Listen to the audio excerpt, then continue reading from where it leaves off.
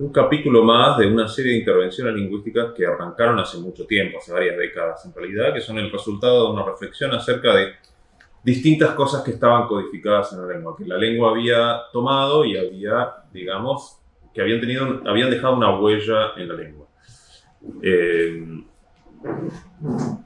Los hablantes hablamos en lenguas hace cientos de miles de años, somos nosotros los que hemos creado eso, de alguna manera, lo creamos todos y nadie, digamos, se fue generando como una ventaja evolutiva de la especie. Entonces no es esperable que en la lengua no estén reflejadas distintas dinámicas de poder, distintos rasgos propios del ordenamiento social de la especie. Eso va a estar en la lengua, no es esperable lo contrario. El argumento de que la lengua no codifica absolutamente ningún sesgo, ni de religión, ni de raza, ni de clase social, ni de género, ni de orientación sexual, es una idea bastante absurda, ¿no? La lengua la hacemos los humanos, inevitablemente termina codificando cosas que uno puede rastrear su origen en algún tipo de discriminación, o estigma, ¿no? Entonces yo siempre pongo el ejemplo de mostrar la hilacha. Mostrar la hilacha es una expresión que hoy es común, originalmente era una expresión antisemita. ¿Qué quiere decir eso? Que la lengua codificó algo que provenía de un prejuicio religioso. No quiere decir eso que alguien que use hoy mostrar la hilacha sea antisemita, porque pasó una cosa que se llama lexicalización. Los hablantes no tenemos conciencia de la historia de las palabras cuando las hablamos. Nosotros hablamos en la sincronía, sabemos lo que significan las palabras hoy, y no nos es relevante lo que significaron las palabras hace 100 años o 200 o 500, a pesar de que ese puede ser un ejercicio interesante para ciertas personas. De modo que la lengua codifica cosas. Existe la hipótesis de que el masculino no marcado es una manera en que la lengua codificó un ordenamiento ancestral de la especie. Digamos que la especie tiene un ordenamiento social ancestral que es androcéntrico, que es patriarcal.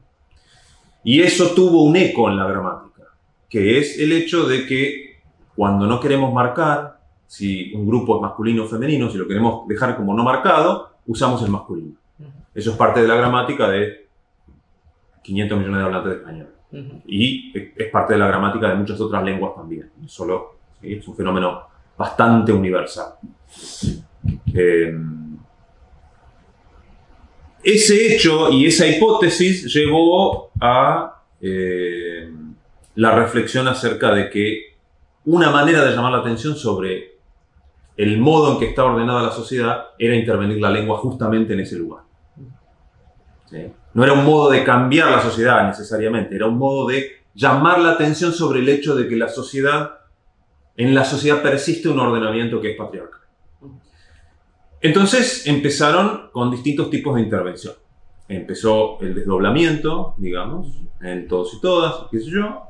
Después eso se volvió un poco pesado estilísticamente, engorroso, ¿sí? Todas estas intervenciones son costosas. Y eso no tiene nada de malo. Es decir, no tiene nada de malo que nosotros, por alguna razón, en algún momento y en ciertos contextos, gastemos más energía para diseñar un mensaje porque necesitamos que ese mensaje tenga un determinado efecto en el auditorio. Eso no es nada nuevo, eso es de toda la vida.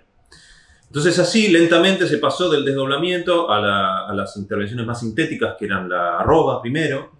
Eso recibió la acusación de que era una reproducción binaria de la O dentro de la A, la A dentro de la O, y después eso pasó a la X. Eso surgió la necesidad de que fuera pronunciable. Por esa razón se eligió de las vocales que prototípicamente se asocian a lo masculino y a lo femenino, la tercera que ocupa ese lugar al final de las palabras, porque I y U no es una vocal diferencial en español. La tercera de esas vocales que ocupa ese lugar en las palabras es la E, ¿sí? Que está en muchos casos de palabras que son invariables, como andante, que es yo, caballero andante, y eso, o en la palabra grande, ¿no?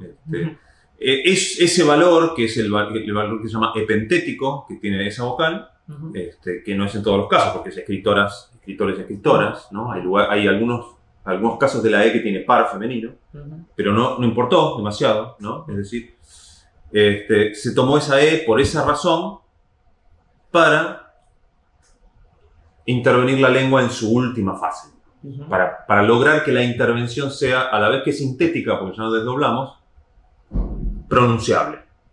Y además de pronunciable, no binaria, digamos, que son varios rasgos que tiene la intervención que atiende a las necesidades o bien de la mitad de la población, ¿sí? Es decir, reclamos de los feminismos, o bien de la minoría de la minoría de las minorías, que es la comunidad no binaria, que es muy minoritaria.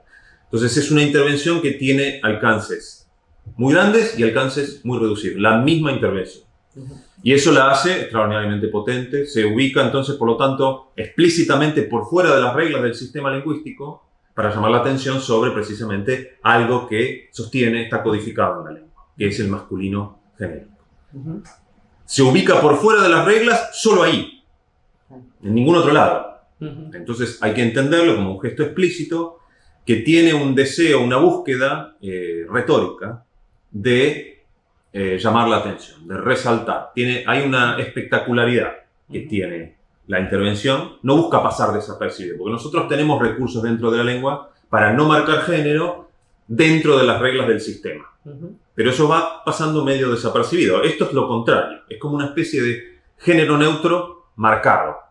¿Sí? En lugar de masculino no marcado, es un neutro marcado. Claro. Y eso, entonces, busca resaltar.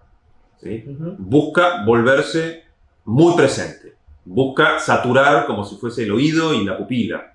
¿No? Porque lo que está buscando es eso. Precisamente llamar la atención sobre el hecho de que persiste en la sociedad un ordenamiento social que es injusto, que ese ordenamiento tiene secuelas de mucha violencia para muchos grupos dentro de la sociedad y que entonces eso no puede seguir así.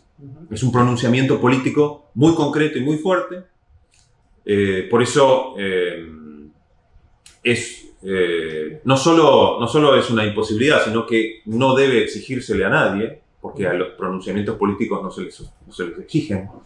La gente tiene que llegar por su propia trayectoria a la intervención. No tiene que venir nadie a decirle lo que tiene que decir. Entonces, desde ese punto de vista, entonces es la configuración, un rasgo muy notable de la configuración discursiva en torno de la lucha por la igualdad dentro de la sociedad. ¿Sí? Como es una configuración discursiva de una lucha política, fuera de las cosas novedosas que tiene, es lo mismo de siempre. Porque siempre que hubo una lucha política, tuvo alrededor rasgos de discurso con los que se buscó propagar determinados ideales, conseguir determinados efectos de consenso, que eso tuviera después un impacto en las elecciones de los candidatos y en los modos de votar, y eso finalmente llegara a impactar en el ordenamiento social. Pero no hay ninguna magia acá, las palabras no mueven, no cambian mágicamente la realidad. Es a través de un gran cambio cultural y la creación de consensos que se puede llegar a tener algún tipo de impacto en lo real, que va a tener momentos de avance y momentos de retroceso, ¿no? Como en toda lucha política. ¿Sí? Lo hemos visto en Brasil, lo hemos visto en Estados Unidos, están en momentos de retroceso, y eso es esperable de luchas de este tipo.